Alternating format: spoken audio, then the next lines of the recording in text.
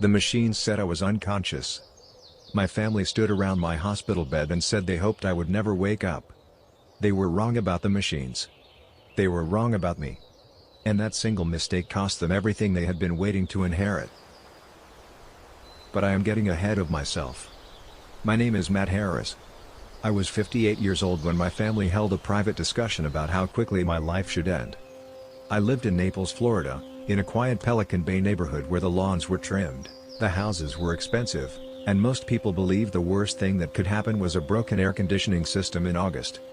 Sandra and I owned a 4-bedroom house on Creighton Road. A beautiful home overlooking a narrow backyard canal. The kind of home people looked at and assumed the family inside it must be happy. For 30 years, I had believed that assumption myself.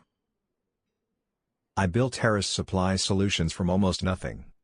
In 2001, it was a 400-square-foot office on Tamiami Trail North.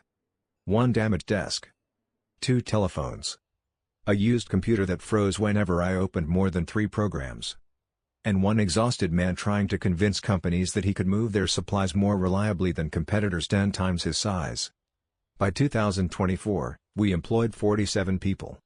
We managed 3 major warehouse contracts. And every quarter, the revenue report made my accountant smile before reminding me not to become overconfident. I had built something strong. At least, I believed I had. I did not yet understand that while I was strengthening the company, the people closest to me were quietly removing pieces from underneath it. Sandra was 54. We had been together for 32 years and married for 30. When I met her, she was 22 and raising a 4-year-old boy named Adrian Cooper alone. Adrian's biological father had been Sandra's high school boyfriend. He occasionally appeared around the edges of Adrian's childhood, but he never became a dependable father. He could not keep a job. He rarely paid support. He offered promises instead of presents. Sandra carried the responsibility alone. And when I met her, I fell in love with both of them. I was not trying to rescue anyone. We were young, broke, frightened, and completely in love. I married Sandra 2 years later, around the same time I risked every dollar I possessed to start Harris Supply Solutions. Adrian was 6. I taught him how to ride a bicycle. Took him fishing. Attended school meetings. Sat beside him when he was sick. Cheered at baseball games even when he spent most of the season on the bench. I never called him my stepson. I called him my son. Because his biological father remained legally present, we never completed a formal adoption. Adrian kept the Cooper surname. But in every way that mattered to me, he was mine.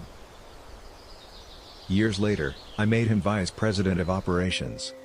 People warned me that he did not have enough experience. I defended him. When senior employees questioned the promotion, I said Adrian understood the company because he had grown up watching me build it. I believed loyalty could compensate for inexperience. I believed family could be trusted with responsibility. Most of all, I wanted him to know that he never needed to fear being treated differently because we did not share blood. I trusted that man with everything. I mean that literally. Sandra and I also had 2 biological children. Carl was 28. He worked loosely inside the business. And by loosely, I mean he forwarded emails, attended occasional meetings, used a company vehicle, and never missed the Christmas party. He possessed the confidence of an executive without the inconvenience of executive responsibility. Whenever I attempted to give him more work, he explained that he was still finding the right role. Apparently, finding it required a great deal of golf. My daughter, Eva, was 25. She lived 20 minutes away in East Naples. She owned a small design boutique that appeared more successful online than it was in the bank. She called me every other Sunday. Usually when a bill had surprised her, the rent had increased, or she needed me to co-sign something. I knew the pattern. I never confronted it. Parents often recognize the ways their children use them and pretend not to notice because being needed feels better than being forgotten. I told myself they would mature. I told myself families pass through selfish seasons. I told myself love meant patience. I did not understand that my patience had slowly become permission. Everything changed on a Tuesday night in late August. I had spent the evening in a long meeting at our Tamiami Trail office. 3rd floor. Broken air conditioning system. The one I had repeatedly asked Carl to arrange for a repair. The one he continued forgetting. It seemed unimportant at the time. Small details often seem unimportant until they become the last ordinary thing you remember. I left the office at approximately 9:40.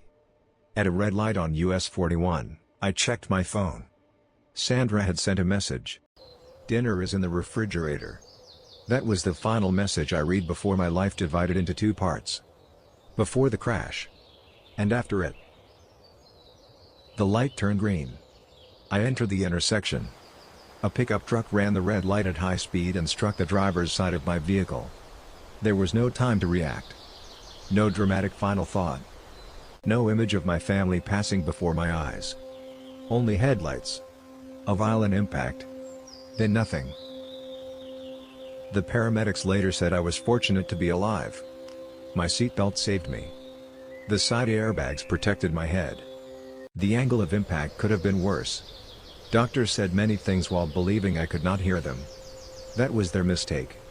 I began regaining awareness approximately 3 days later. Not enough to open my eyes. Not enough to move. Not enough to signal that I was listening. But enough to hear almost everything. People describe unconsciousness as deep sleep. For me, it was nothing like sleep. It felt like being locked inside a dark room with no handle on the door. I heard machines beeping around me. Rubber soles passing in the hallway. Curtains opening and closing. Metal instruments touching trays. Voices moving closer and farther away. I could hear the world. I simply could not return to it. I was trapped inside my own body, listening while other people decided what should happen to it. Naples Community Hospital. Intensive Care Unit. 3rd floor. I know because I heard a nurse say it. The first voices I recognized belonged to a doctor and my wife. It was probably the morning of the 3rd day. The hallway sounded busy. A cart moved past the door. Somebody was speaking through an intercom. Then the doctor said, "Mr. Harris is stable. His neurological activity is improving. We are cautiously optimistic, but he could remain unconscious for another week, possibly 2. We will continue monitoring him closely." Sandra answered. "And if he does not improve?" The doctor paused. Then we would revisit the conversation about long-term care and future treatment. What kind of treatment? That voice belonged to Carl. He was there, too. The doctor explained that depending on my condition, they might discuss transfer to a long-term care facility. Future ventilator support. Resuscitation preferences. The kind of decisions families hope they never need to make. The doctor's voice was careful. Professional. Compassionate. Sandra's reply was none of those things. He always said he would hate being kept alive by machines. My entire chest seemed to collapse inward. Had she really said that? I had never said it. Not once. Not casually. Not seriously. Not after watching a movie. Not during any conversation about death. I had never told anyone to give up on me. Carl spoke quickly. He told us himself. If anything like this ever happened, he never wanted to become a burden. That is just who Dad is. I wanted to scream. I wanted to lift my hand. Open my eyes. Give any sign that the man they were discussing was still present. Nothing moved. My body remained silent while my son borrowed my voice to approve my own death. Sandra continued. He is 58. He has lived a full life. He cares about everyone else. He would not want us suffering through this. 58. A full life. My wife of 30 years said it as calmly as someone describing a houseplant that had reached the end of its season. I heard the sharp click of a pen cap. Then paper moving across a clipboard. Sandra signed a Do Not Resuscitate order beside my bed. The woman whose name remained beside mine on 30 years of tax returns, property records, anniversary cards, and family photographs signed a paper asking doctors not to bring me back if my heart stopped. I could not move. I could not speak. I could not defend myself. All I could do was listen. Then a thought entered my mind. Clearer than anything else. Do not react. Do not move. Listen. That thought may have saved my life more than the seatbelt. They returned that evening. All four of them. Sandra, Carl, Eva, Adrian. I heard the door open. Chairs scraping across the floor. A soda can opening. Probably Carl. Even while discussing whether his father should continue living, Carl apparently required refreshments. Eva spoke first. "He looks the same." "He's stable," Sandra answered. "The doctor thinks it may take another week." "Another week?" Eva sighed. It was not a sad sigh. It was the sound of inconvenience. "I have things happening, Mom. I cannot keep driving out here every 2 days." I waited for Sandra to defend me. Instead, Carl answered. "Nobody is asking you to." Eva lowered her voice. "I just do not understand why everybody is acting as though I should rearrange my entire life. He was never there for my things. Every school play. Every graduation event. He was always working. Always some client, some meeting, some deal." She was not completely wrong. That truth made the words hurt more. I had missed events. I had worked too much. I had believed providing a secure future could compensate for moments I was not present. But I had not missed everything. I had attended more than she remembered. I had built the company because every dollar had their names attached to it inside my mind. Every late night. Every weekend. Every risk. For them. Now my daughter used those same hours as evidence that my life did not deserve interrupting hers. Adrian spoke for the first time. His voice was steady and measured. The same voice he used during board meetings when presenting a plan he expected everyone else to approve. He made it clear he did not want to become a burden. "I think we should respect that." "Exactly," Carl said. Then his voice became quieter. "Besides, once the estate clears, the trust begins paying out. I saw the folder inside his study last year. I know what my share is. I'm 28. I've been waiting." Sandra cut him off. "Carl." "What?" "I am only saying." "Not here." Silence followed. My son had searched my private papers. He had calculated his inheritance. And while I lay 3 feet away fighting to return to my own body, he was discussing my death as a financial release date. I was no longer dad. I was liquidity. A trust fund waiting to mature. A property transfer waiting for a signature. Over the next 4 days, I heard things that will remain with me until the day I actually die. I heard Carl speaking on the telephone near the doorway. He believed I was too far gone to matter. "Yeah, he's not waking up. Probably only a few more days. Listen, can you check some properties in Bonita Springs? I should have liquidity soon." Liquidity. His father had become liquidity. I heard Eva telling Sandra that the Creighton Road house was too large for one person. "You should probably downsize after." After. No need to finish the sentence. After Matt dies. After the funeral. After the property becomes available. She spoke as though I were a seasonal event that would soon be removed from the calendar. Then I heard Adrian. Quiet. Efficient. The boy I had raised. The man I had promoted. The son I had taken to Miami Dolphins games and client dinners.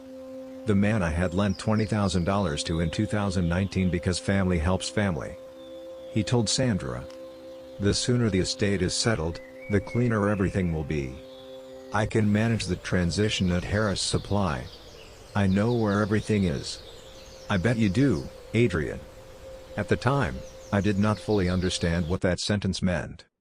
But something cold settled inside me and stayed there. Sandra answered. "Let us not rush." Adrian responded smoothly. "Of course. I only want to be prepared." "Of course you did." On the 7th day, I opened my eyes. A nurse saw me and cried out in surprise. The good kind of surprise. She called for the doctor. Suddenly, the room filled with movement. Light. Voices. Questions. The doctor checked my pupils and asked me to squeeze his hand. "What year is it? Who is the president? Do you know where you are?" I answered everything. I followed every instruction. And when Sandra entered the room 20 minutes later, Her face did something I will never forget. There was relief. I want to be fair. Some part of her was relieved that I was alive. But beneath it, something else appeared. A flicker. Shock. Fear. Disappointment. It vanished so quickly that I almost convinced myself I imagined it. Almost. Sandra rushed toward me. She wrapped her arms around my shoulders. She cried. I was so scared. I held her. I whispered. I know. I'm so lucky to have you. Every word was a lie. And for the first time in 30 years of marriage, lying to my wife felt completely justified. They sent me home the following day. Carl opened the car door for me. Eva brought flowers. Yellow ones. I had hated yellow flowers for most of my adult life. Apparently, 25 years had not been enough time for her to notice. Adrian shook my hand. Welcome back, Matt. We were worried sick. I smiled at each of them. Thank you. Welcome back. Oh, I was back.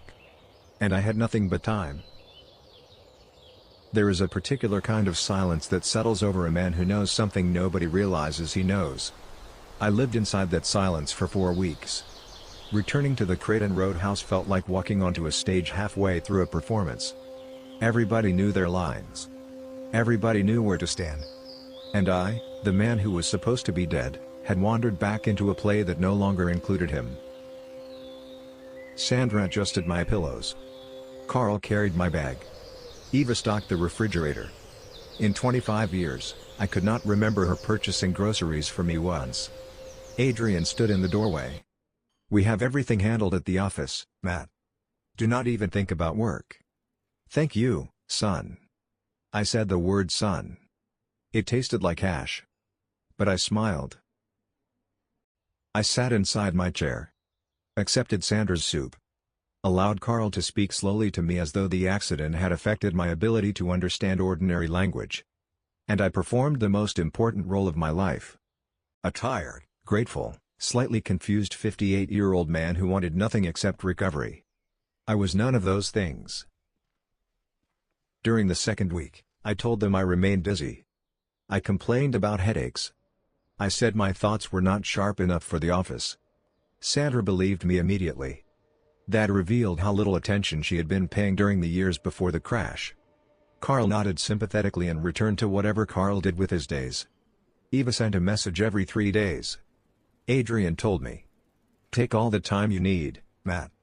I have the office. I am sure you did. The first call I made was to an attorney. Not our family lawyer. Not Tom Briggs, who had handled our documents for 15 years and whose relationship with Sandra suddenly felt too familiar. I needed somebody clean. Somebody who did not know my wife. Somebody who had never eaten dinner at my table. An old college friend referred me to Ray Bennett. Ray worked from a modest office in North Naples. No marble lobby. No unnecessary artwork. No receptionist asking whether I preferred sparkling water. He had a firm handshake and eyes that did not look away when conversations became uncomfortable. I sat across from him. I need to know whether my family is stealing from me. And I need you to begin by assuming the answer is yes. Ray did not blink. Then let us find out. That was the beginning. The second call went to a private investigator named Frank Dolan. Frank worked from a small office in Golden Gate. He drove a gray sedan so forgettable that I could stare directly at it and forget the model 10 seconds later. He had spent 20 years learning how to listen without revealing what he thought. I told him about the hospital. Carl's conversation about Bonita Springs property. Eva's impatience. Adrian's claim that he knew where everything was. Sandra signing the Do Not Resuscitate order. Frank wrote everything down. Then he looked up. How long have you been married? 30 years. He nodded slowly and wrote one more note. During the third week, Ray called on a Thursday morning while Sandra was at the gym. Matt, I need you to come to my office. And I need you sitting down when I show you what we found. I drove myself for the first time since the crash. The same roads. The same traffic lights. The same route I had traveled hundreds of times. But I was not the same man who had driven them before. A folder rested on Ray's desk. It was as thick as a small novel. He pushed it toward me. "Your vice president of operations has been moving money from Harris Supply Solutions for approximately 3 years." "How much?" "Approximately $500,000. $500,000. Taken slowly. Carefully. Through inflated invoices, false expense accounts, and payments routed through a company Adrian controlled. Cooper Logistics. A company designed to appear legitimate from a distance and disappear when examined closely. The transfers were divided into amounts small enough not to attract immediate attention. 43 separate transactions across 3 years. The kind of theft that depended upon trust more than intelligence. Adrian understood nobody would look closely because I had placed him in charge of looking. "He is your stepson?" Ray asked. "Yes. Internal messages suggest he justified the theft as protecting himself." "Protecting himself from what?" "He worried your will might not include him because you never formally adopted him." I sat with that. "He stole because he feared I would not take care of him. I had paid his rent when he was 24. Promoted him above people with twice his experience. Lent him money. Taken him on trips. Introduced him as my son. Told him repeatedly that he would never be treated differently. And he robbed me anyway." Ray waited before continuing. "There is more." "Of course there is." "Sandra co-signed 11 of the transactions." I stared at him. "She has signing authority on the business accounts. Several transfers could not have occurred without her approval. Sandra knew. My wife had not simply stood beside my hospital bed and told a doctor to let me die. She had been helping her son steal from the company I had spent 23 years building." I did not cry. I did not shout. I sat inside Ray Bennett's office and felt something that can only be described as a door closing inside me. Quietly. Firmly. Click. Whatever part of me still wanted an innocent explanation remained on the other side. "The properties," I said. "Tell me about the properties." Ray opened another section. Several months before the accident, Adrian had prepared fraudulent power of attorney documents. Sandra's signature was real. Mine was not. Immediately after the crash, when it appeared I might never leave intensive care, Adrian used those documents to file fraudulent property transfers. He inserted his name as a co-owner of the Creighton Road house. He also added himself to the title of the Harris Supply Warehouse. He had prepared everything in advance. The crash had not created the plan. It merely gave him the opportunity to activate it. "He moved quickly," Ray said. "He was ready." "Can it be reversed?" "Yes. A document examiner has confirmed the forged signature. The evidence is strong. I have prepared an action freezing both properties and removing his name. When we file, he will be served. He will know we discovered everything. Then we do not file yet." Ray studied me. "When?" I remembered Sandra mentioning our upcoming anniversary. Everyone together. Everybody smiling across one table. "Monday morning. After the party." Ray nodded slowly. "So Adrian attends Saturday night believing he owns part of your home." "That is exactly right." Frank called 2 days later. I sat on the back porch, watching the canal water move nowhere. "You wanted to know whether your wife was seeing somebody." "Tell me." "His name is Scott Wheeler. 34. Personal trainer at Naples Fitness. They have been involved for approximately 14 months. He paused. "It does not appear casual, Matt." 14 months. I did the calculation without intending to.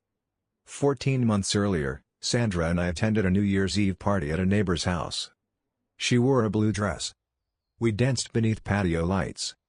At midnight, she kissed me and whispered, "This is going to be a good year." 2 weeks later, she began training with Scott Wheeler.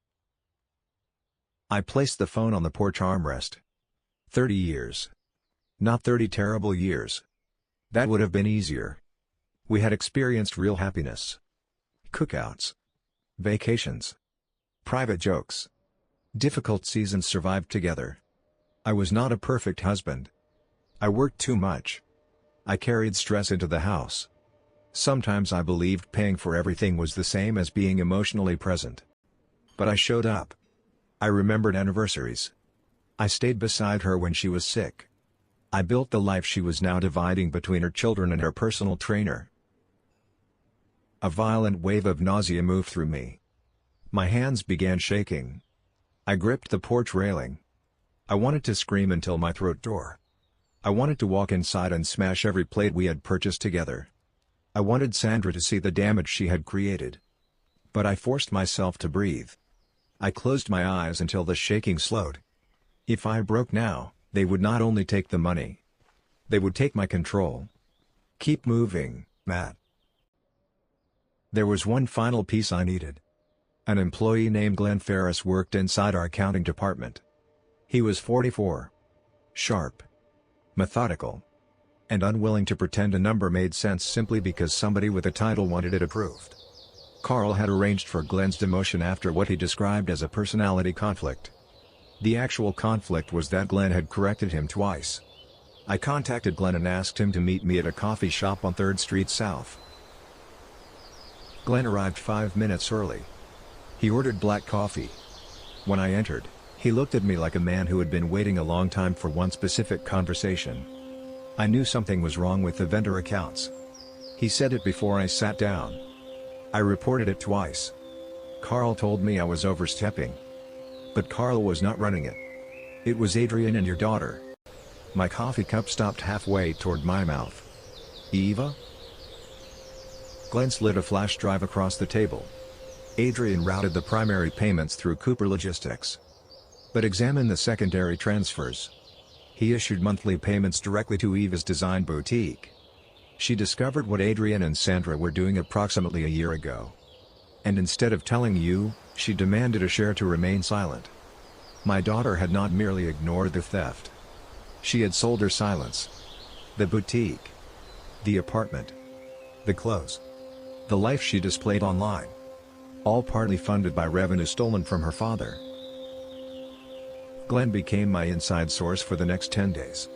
He kept personal backups because thorough men often preserve the truth without realizing how desperately somebody will need it later. With his records, Ray reconstructed the fraud. Dates. Amounts. Approvals. Accounts. 43 transactions. $500,000. 3 years. All while I drove home late from Tamiami Trail believing I was building something for my family. I was building something for them. I simply did not realize they intended to take it before I was finished. By the end of the 4th week, the picture was complete. Sandra had been involved with Scott Wheeler for 14 months. She co-signed fraudulent transfers. She assisted with the false power of attorney. She signed a medical order asking doctors not to revive me. Adrian had stolen $500,000. He forged my signature. Fraudulently added himself to 2 property titles.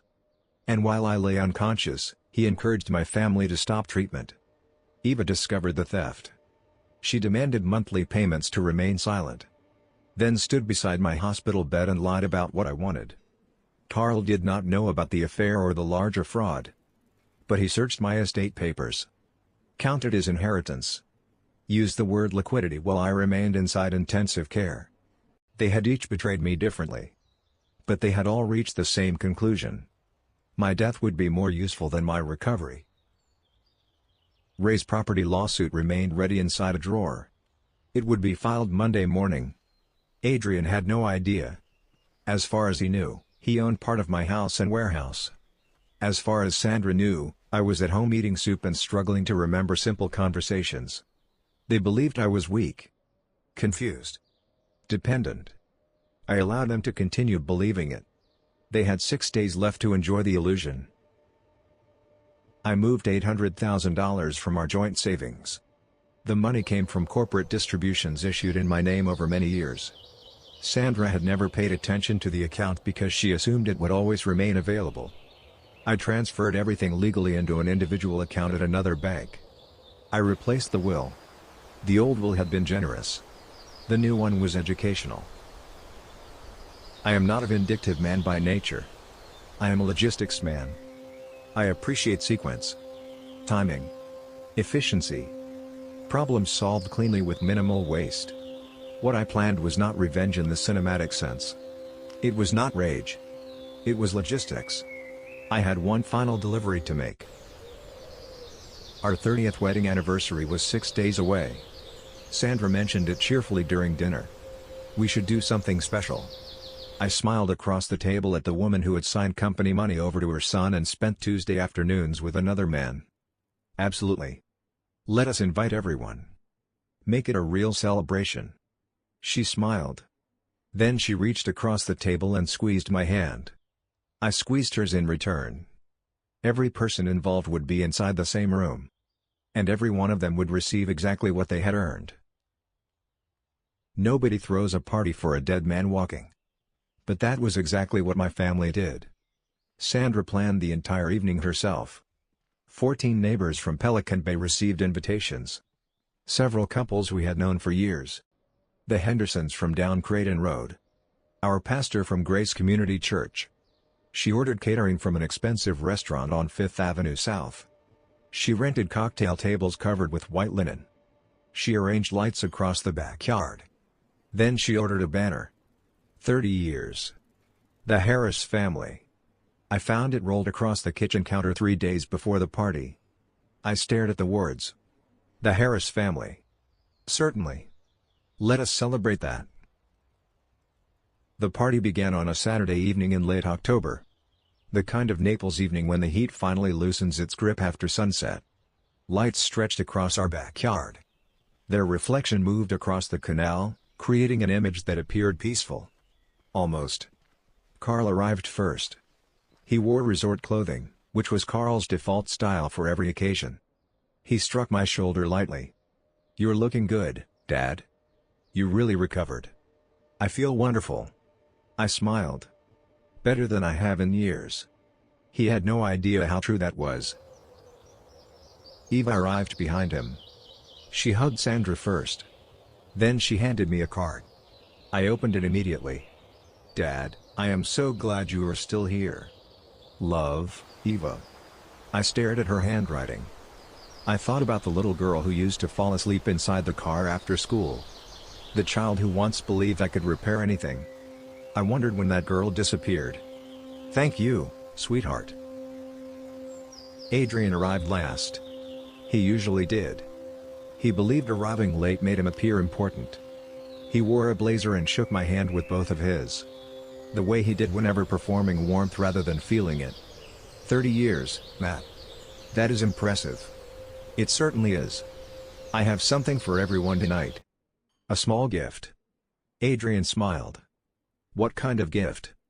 "The life-changing kind."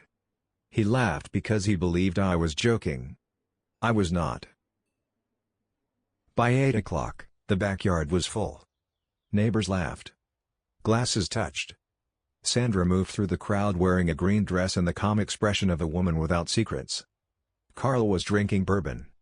Eva stood near the canal. Adrian was networking at my anniversary party because Adrian could transform any gathering into an opportunity. Ray Bennett waited inside his car along the street with legal documents beside him. Frank had completed one final call that afternoon. 2 Collier County Sheriff's deputies waited inside an unmarked vehicle 2 houses away. Everything was in position. I walked to the center of the patio. I lifted my glass and tapped it gently with a fork. "May I have everyone's attention?" The conversations faded. Sandra looked toward me and smiled. That warm public smile she wore like expensive jewelry. Carl raised his drink. Eva turned. Adrian folded his arms. 14 neighbors. Our pastor. My wife. My children. An audience. Perfect. 30 years is a long time.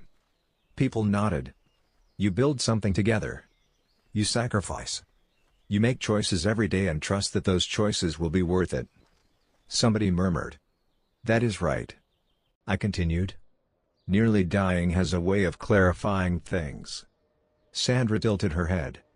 The smile remained. But something shifted behind her eyes. There it was. She felt the temperature change. When I was lying inside Naples Community Hospital, I had nothing to do except listen. And think. And remember. I heard things inside that room that I will never forget. Things that changed me. And tonight, on our 30th anniversary, surrounded by people who have watched us build this life, I want to share what I learned. I reached toward the table beside me. 4 envelopes rested there. Each carried one name written in my handwriting. The backyard became completely silent. Carl. My son stepped forward. His bourbon remained inside one hand. A vague smile rested on his face. The smile of a man expecting a check. I handed him the envelope. He opened it. The smile did not vanish immediately. It drained from his face slowly. Like water leaving a bathtub. Inside was a transcript. Every word he had spoken inside my hospital room. Once the estate clears, the trust begins paying out. I saw the folder inside his study. I know what my share is. I should have liquidity soon. Beneath the transcript was a letter from Harris Supply Solutions Human Resources Department. Effective immediately, Carl's employment had ended. The company fuel card would stop functioning at midnight. The company-funded vehicle lease was terminated. I allowed him to finish reading. If you are wondering about your inheritance, my new will leaves you exactly $1,000. Carl looked toward me. His mouth opened. No sound emerged. I smiled faintly. Do not worry. You may use it for liquidity. The word landed exactly where I intended. Dad? I am not finished. Eva. She walked toward me slowly. Her arms were already crossed. She accepted the envelope as though it might bite her. Inside was her hospital transcript. He was never there for me. He was always working. Why should I rearrange my life? Beneath it was evidence showing the monthly payments from Cooper Logistics to her boutique. Dates. Amounts. Proof that she discovered the theft and demanded a portion to remain silent. Eva looked up. Her face had lost its color. Dad, I did not mean. You meant every word. And you knew about the stolen money. I allowed the sentence to settle. You knew. And you said nothing. Her mouth opened. No explanation came. My name will be removed from your apartment lease Monday morning. You have 30 days to find a new cosigner, a roommate, or a more affordable place. And like your brother, the new will leaves you $1,000. Spend it wisely. Eva's eyes filled. For once, I did not rush forward to comfort her. Some tears are pain. Others are consequences arriving in liquid form. Sandra. The party had become a collection of statues. Nobody moved. Nobody drank. The Hendersons stared toward the ground as though attempting to disappear into the patio. Our pastor looked like a man regretting every decision that brought him into my backyard. Sandra placed down her glass very carefully. She walked toward me and accepted the envelope with both hands. Inside was Frank's surveillance report. 14 months of dates, photographs, hotels, and meetings. Scott Wheeler. Naples Fitness. Tuesday afternoons. Every time she claimed she was shopping, meeting friends, or attending a training session. Beneath it was Ray's evidence. Her signatures on 11 fraudulent transactions. The false power of attorney. Her handwriting beside a forged version of mine. And beneath everything else were divorce papers. Already filed. Already moving. Sandra became pale. Not angry. Not immediately tearful. Pale in the way a person becomes when the body understands reality before the mind accepts it. 30 years, I said quietly. And you could not wait 7 days. Matt, please. She looked around. At the neighbors. The pastor. The banner above our heads. 30 years. The Harris family. You told a doctor that 58 was a natural age for me to die. I never raised my voice. I did not need to. You signed documents that helped steal $500,000 from the company I built. You helped place another man's name on my house while I was unconscious. And for 14 months, you shared the life I paid for with somebody else. My attorney filed for divorce on Friday. Sandra's lips began trembling. Because of the fraud connected to your signatures, my settlement offer is simple. You may keep the old duplex we purchased in Immokalee in 2003. The one requiring repairs. You can live there. Sell it. Or reject the offer and allow a judge to spend his morning studying every fraudulent transaction carrying your approval. Your choice. Sandra stood inside the backyard she had decorated, wearing the green dress she had selected for our anniversary. Surrounded by everyone whose admiration mattered to her. For the first time in 30 years, she had absolutely nothing to say. Adrian had not moved. He remained near the patio's edge. Very still. The blazer that had made him appear successful an hour earlier now looked like part of a costume. I did not hand him an envelope. I simply looked at him. Your biological father could not be bothered to raise you. He left your mother with sole responsibility and almost nothing to her name. I met you when you were 4. I married her when you were 6. I gave you a home. I taught you. Protected you. Promoted you. I trusted you with the company. I lent you money. I called you son. My voice remained level. But something beneath it could have cut through glass. And for 3 years, you stole from me. $500,000. 43 transactions. You forged my signature. You attempted to take ownership of my house and warehouse. And when I survived, you were disappointed. Adrian's jaw tightened. Mad, whatever you believe you found. I do not believe anything. I know. He stopped. Ray filed the criminal complaint for fraud, identity theft, and deed forgery. The warrant was approved this afternoon. I looked toward the side gate. You may come in now. 2 sheriff's deputies entered the backyard. The crowd released one collective breath. Somebody knocked over a glass. Carl stepped backward, as though distance could separate him from what was happening. One deputy approached. Adrian Cooper. Adrian looked at me. Something inside his expression broke. Not remorse. Not quite.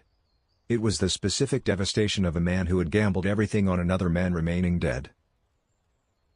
You loved me like a son, he whispered. Then his voice hardened. But it never felt like it. I looked at the boy I had raised. For one moment, I could still see him at 6 years old. Holding the back of his bicycle. Asking whether I would let go. Trusting that I would catch him if he fell. My chest tightened. I did love you. That part was real. The deputies walked him through the side gate. The backyard watched in complete silence. Sandra covered her mouth. Carl stared at his shoes. Eva cried. Real tears this time. Although I could not say whether she cried for me, Adrian, the lost money, or herself.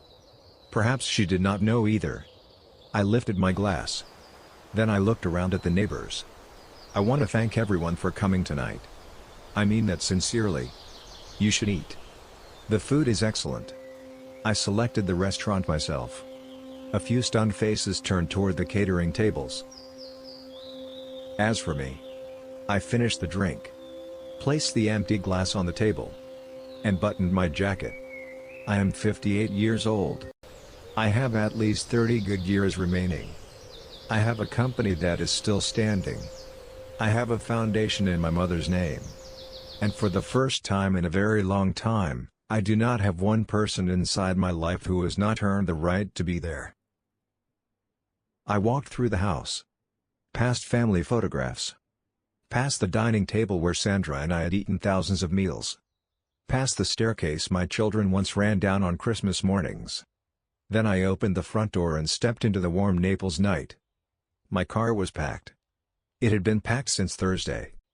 I placed one bag inside the trunk, climbed behind the wheel, and pulled away from Creighton Road for the final time. I turned onto US 41 and drove north. My phone vibrated on the passenger seat. Sandra. I did not answer. 3 minutes later, I pulled onto the shoulder. I opened the message screen. Then I typed 4 words. I heard every word. I sent it. Placed the phone inside the glove compartment. Rolled down the windows. And continued driving.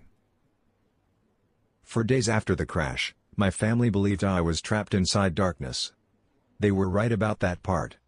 What they did not understand was that darkness taught me how clearly people speak when they believe the truth cannot hear them.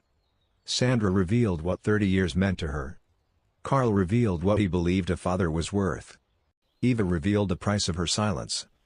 Adrian revealed that all the love in the world cannot protect you from somebody determined to interpret kindness as weakness. They wanted the house, the company, the trust, the savings, the future I had spent my life building. They believed my death would unlock everything.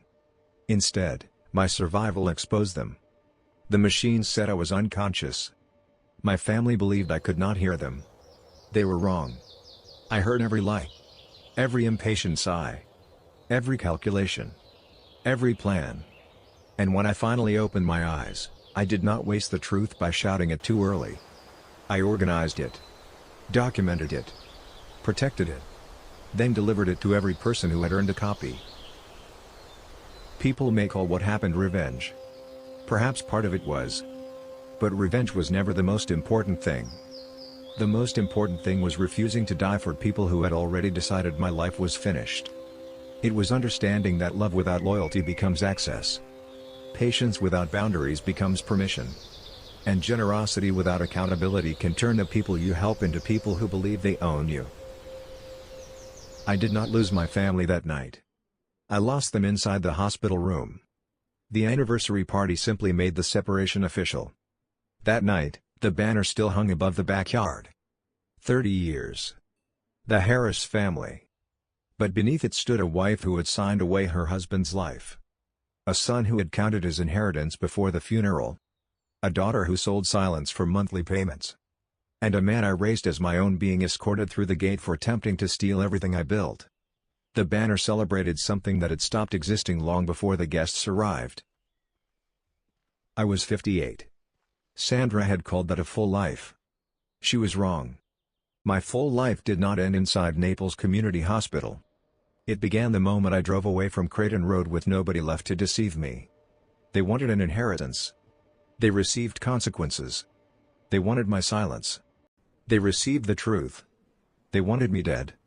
Instead, I woke up. And that was the one outcome none of them had prepared for.